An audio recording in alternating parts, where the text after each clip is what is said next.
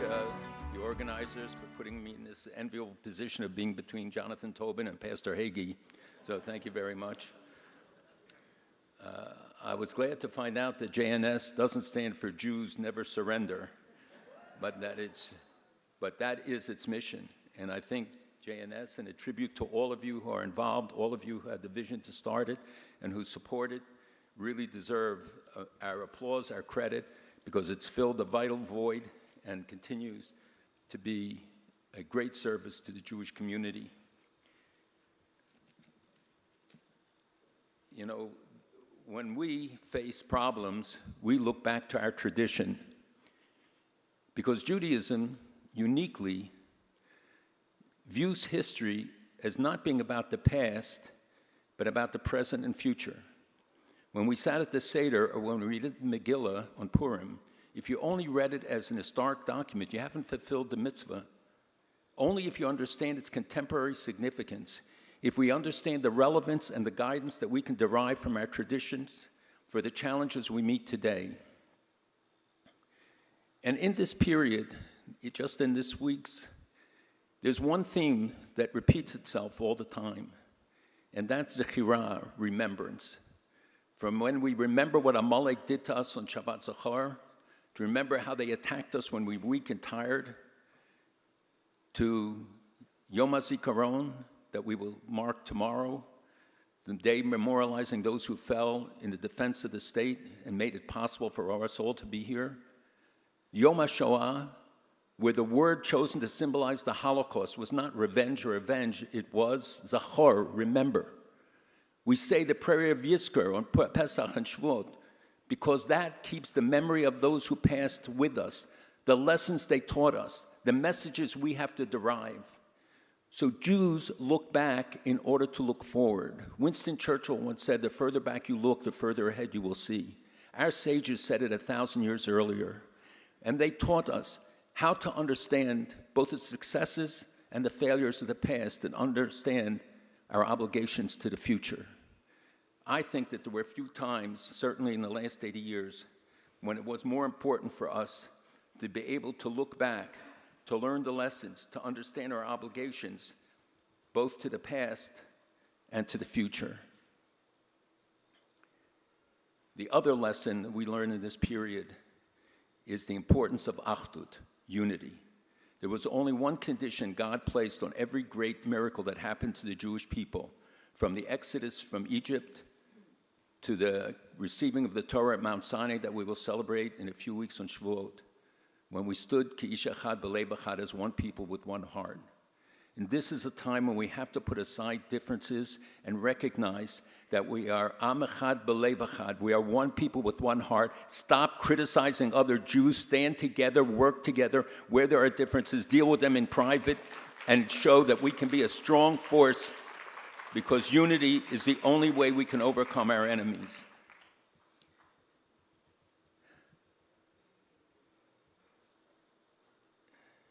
I can't see the lighting here. So unlike Jonathan Tobin, I don't get to type out my speeches. Many here and around the world need to look anew at the challenges that we face, especially after the traumatic period that we went through and continue to go through, not only here in Israel, but with the onslaught against the Jewish people around the world. Anti-Semitism numbers continue to mount all over the world, record numbers in many of them. The majority of incidents still go unreported. So even the numbers we know, as astounding as they are truly small in comparison to reality. The intensity and frequency of hostile manifestations, from assaults on individuals and institutions to mass events, from consolidating control in school boards and city councils to taking over cities, as we saw in Texas, in Dearborn, Paterson, New Jersey. These are all long-term campaigns. They began years ago. We warned repeatedly about it, but nobody wanted to listen. They placed people in key positions They started in city councils, electing delegates to conventions many years ago, but nobody wanted to pay attention to it. They gained influence and took control of vital institutions. This is not a conspiracy-driven theory. This is the reality we face today. And how many of us have really been, and of our European counterparts, can now, in hindsight, say the same. The details might differ from country to country, but the messages, the themes, the means, the objectives are the same. We have to learn to cooperate more and to create a national entity, an international entity. I'm calling today for the creation of a global early warning system. We know that the memes, the themes move country to country, and so do the personnel. We now need to bring together all of those countries that have full-time security operations to work together, to be able to anticipate. Because if we know in advance, you can begin to prepare. Many years ago, I warned about the BDS coming to America to a lot of ridicule. But I did it not because I had any wisdom, but because I saw what was happening in England and knew that it would come to America very soon in the same way of top-down discrimination and implementation. And such was the case. So that if we have the will to create this kind of an entity, and we now have people in some of the global organizations who are prepared to take this step, I think it'll be a vital first step in that process. We have seen how broad the infiltration is, not just in the most visible areas. We know the campus problem, and even in that, you know very little. Today, a report will come out that will show $29 billion came to American universities from Qatar, China, Saudi Arabia, and others in the 4 years of the Biden administration, double all the previous 40 years. And that's only the money that's reported. We know that billions more have been invested, but not just there, but in K-12, when there are public schools in New York that have wall-sized maps of the Middle East without Israel. And the superintendent said to me, well, why would we? There's no Arabic culture in Israel. It is across the country, where children are taken out of kindergarten classes to demonstrate outside a synagogue against Israel. When we see in high schools deliberate distortions of history and fact, even about the Holocaust, when 40% of American young people can't identify Auschwitz, we have a problem. And that requires, therefore, that all of us, each of us, takes a stand. And it's not just an individual professor. It's not an individual teacher. It's the institutions that we have to challenge. The universities have to be held to account. The school systems, the mayors, all have to be held to account and not be bought off by the soft public relations releases that so often seem to satisfy our community. We see it in the C-suite. How many corporate 500 leaders have come to me since October 7th and say, it's in my boardroom. They make anti-Semitic comments with me sitting there. What do I do about it? We know that it permeates politics and political campaigns. We know it's present in legislatures. We see the increasing influence that it's having. Jews are the prime target, but we're never the last. It's time for us to express this, not just as being defensive about Jewish interests, but that this is about Western values. It's about American values. When they attack statues of Lincoln and Washington, we should point it out to the American people. This is an assault on everything they believe in, that we share. And we can build alliances with many people that we have too long ignored. We can make common cause with others who are under assault. I was approached recently by former leaders of BASIC, Black Americans in Support of Israel, saying, we're ready to stand up for Israel, call on us. Hindu leaders, we have studied it and shown that there's an exact parallel between the rise of anti-Semitism on campuses and anti-Hindu bias. There are so many others with the Hispanic communities, many of whom are evangelicals, many of whom are ready to stand up for us. But we have to reach out to them, enlist them, and get their support for the efforts that we engage in. we know that many other people are suffering. So we have to speak up for the Christians in Africa, Nigeria, and other parts of the world, in the Sudan, in Libya, who are being persecuted. Unfortunately, the Druze, the Kurds, these are our allies. These are our friends. But most of all, they're being persecuted. And the world is silent, because if there's no Jews, there's no news. We have to make it news.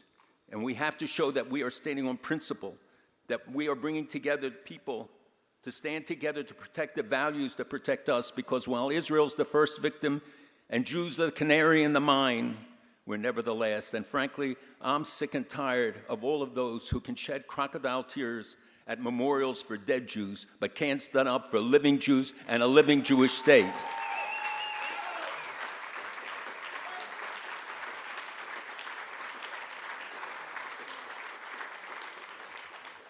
We need more sophisticated approaches, utilizing the latest technologies. We have to learn how to disseminate information more effectively. We have to make sure it's verified and accurate, anticipating, not just reacting, cooperating, not competing. We have to create a movement, as we did for Soviet Jewry, a worldwide movement against Jew hatred, not anti-Semitism because it's meaningless, against Jew hatred, and demand that the leaders of the world stand up and clearly declare themselves that they will not tolerate Jew hatred in any form, that they'll identify with IRA, that they will support our efforts, and if they won't, we have to be prepared to stand against them. It is disgraceful, frankly, to me, that on October 8th, we did not have a worldwide demonstration, that we didn't have a worldwide strike of Jews and Jewish business people to send a message of our solidarity and our determination. It was a mistake, but it's not too late. Now we have to enlist together with the great allies that we have to stand with them. We think we know. Believe me, you don't know the tip of the iceberg, not just about the financial things. How the bots that are created officially by China, Turkey, Iran, Russia, and are being utilized against us. One day we analyzed the calls to the White House. 80% of the anti-Israel messages came from bots, not from people. We have to expose them. We have to declare who they are. We have to show the state sponsors that are behind it and hold them all to account. And frankly, the steps the administration is taking, if you disagree with some of it, deal with it quietly. Otherwise, stand with it and say we will support these efforts to hold universities to account and the anti-Semites to account.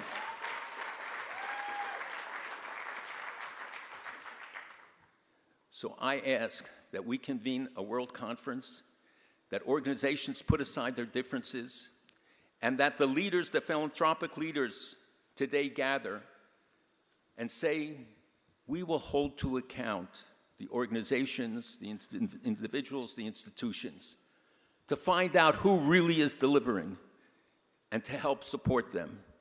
And those that not, to help build them up or frankly merge them into other operations.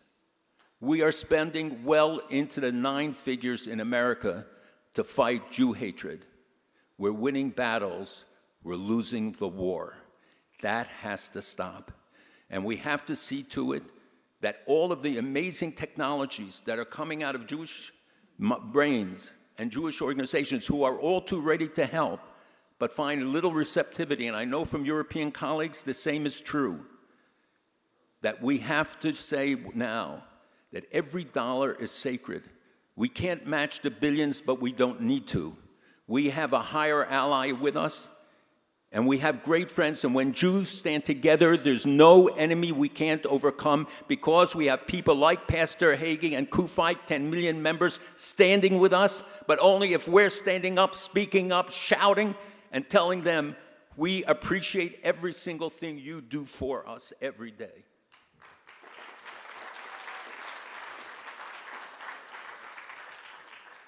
We need to be straightforward with ourselves and with others. We need to look at the world in a constructive way, and I know my time has run out, but I will put the rest in writing at some future time, maybe. At the end of each book of the Bible that we read, We say, Chazak, Chazak, v'nis chazek. Be strong, and we will be strengthened. What it means is that each of us individually has to use our talents, our resources, to be strong, to stand up, not to cower in the face of the challenges, because those who assault us are basically cowards. That's why terrorists don't fight armies. That's why the haters hide behind masks. We have to expose them, but not cower before them, because they exploit our weakness or perceived weakness. Chazak, each of you, has to be strong. Think of the message, think of the mission that you can undertake. And when you go back to your countries, to mobilize. Chazak, be strong in your communities. V'nis chazek, and we will strengthen one another. That we will emerge as the force that we must be. Never again cannot be a hollow slogan at rallies. Never again has to be a pledge that each of us takes anew, every generation, that we will never be silent. We will never allow the situation that happened 80 years ago to reoccur again. That we will stand against the hatred in every way. That we will say thank you to our friends. That we will be unified. Unity does not require homogeneity.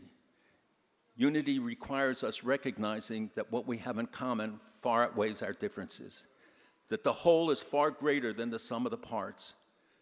We are a power. We are strong. And the Bible tells us how the Jews said when facing the giants, we are grasshoppers in their eyes. The giants didn't say it. The Jews said it. We are the giants.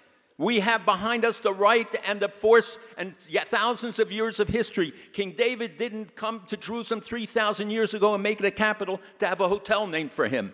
He did it to be the center of the universe and for us to inherit it and to protect it for all future generations. That's our challenge. God has given us a new opportunity to have a Jewish state, an ingathering place for the exiles. All of you who worked with us on Soviet Jewry, Ethiopian Jewry, Iranian Jews, Iraqi Jews, Yemeni Jews, who would have been lost to Jewish history otherwise.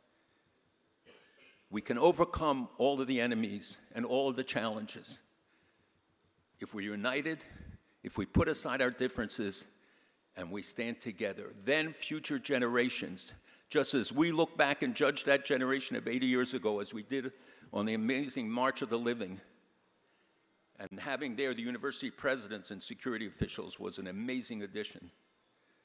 But just as we look back and judge them and ask, what did you do? They try to hide behind a cloak of ignorance. It's not true. They knew.